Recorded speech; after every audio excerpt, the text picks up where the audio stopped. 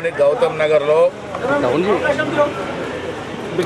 మా దళిత కాంగ్రెస్ కార్యకర్త ఇంట్లో సన్నబియ్య భోజనం చేయడం జరిగింది.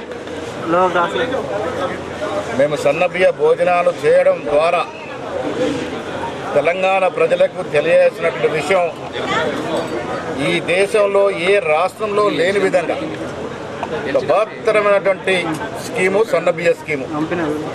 ప్రతి పేదవాడు ధనికుడికి సమానంగా క్వాలిటీతో నాణ్యమైన సన్నబియ్యం పొందాలి అనే ఒక సంకల్పముతో రాష్ట్ర ముఖ్యమంత్రి రేవంత్ రెడ్డి గారు, సివిల్ సప్లైస్ మంత్రి ఉత్తమ్ కుమార్ రెడ్డి గారు, క్యాబినెట్, తెలంగాణ కాంగ్రెస్ ప్రభుత్వం ఈ బృహత్తరమైన స్కీమ్ని ప్రవేశపెట్టడం జరిగింది.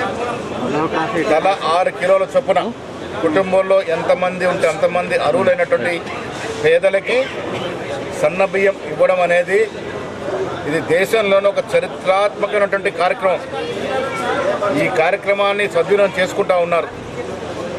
పోయిన ప్రభుత్వంలో దొడ్డు బియ్యం పంపిణీ అనేది ఏ రకంగా ఒక పెద్ద స్కామ్లా మారిందో మనకు తెలుసు. నిజామాబాద్ జిల్లాలో కూడా కేసీఆర్ కుటుంబ సభ్యుల ప్రమేయంతో దొడ్డు బియ్యం అంతా కూడా సన్నగా మార్చబడి ఇతర రాష్ట్రాలకి దొడ్డిదారిన అమ్మబడ్డాయి. తద్వారా కొన్ని వేల కోట్ల రూపాయలు చేతులు మారినవి. దీంట్లో ప్రత్యక్షంగా కేటీఆర్ కుటుంబ సభ్యుల ప్రమేయం ఉంది. ఆనాడు ఈ దొడ్డు బియ్య పథకంలో మధ్య దళారులు, కొంతమంది రైస్ మిల్లర్లు, ప్రభుత్వంలో భాగస్వామ్య వ్యక్తులు ఈ స్కామ్లో భాగస్వామ్యమై, ఈ కుంభకోణంలో భాగస్వామ్యమై ప్రభుత్వ స్కీము తూట్లు పడడం కాకుండా దొడ్డు బియ్యం అంతా కూడా స్మగ్లింగ్ ద్వారా రవాణా అయినటువంటి సందర్భం.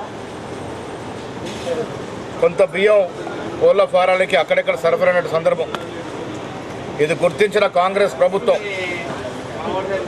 ఈ స్కీము పక్కదారి పట్టకుండా ఉండటానికి ప్రతి పేదవాడికి నాణ్యమైనటువంటి సన్నబియ్యం ఇస్తే వాళ్ళు తిని ఆనందపడతారన్న ఉద్దేశంతో ఈ బృహత్తరమైనటువంటి కార్యక్రమం సన్నబియ్య పంపిణీ కార్యక్రమం తీసుకోవడం జరిగింది. ఇది చాలా విజయవంతం అవుతూ ఉంది. నేను వాళ్ళ కళ్ళల్లో చూసిన ఆనందం ఎవరు ఊహించి ఉండరు. కాంగ్రెస్ ప్రభుత్వం ఈ రాష్ట్రంలో సన్నబియ్య పథకాన్ని ప్రవేశపెడుతుందని. ఇది పరిపూర్ణంగా విజయవంతం అవుతూ ఉంది.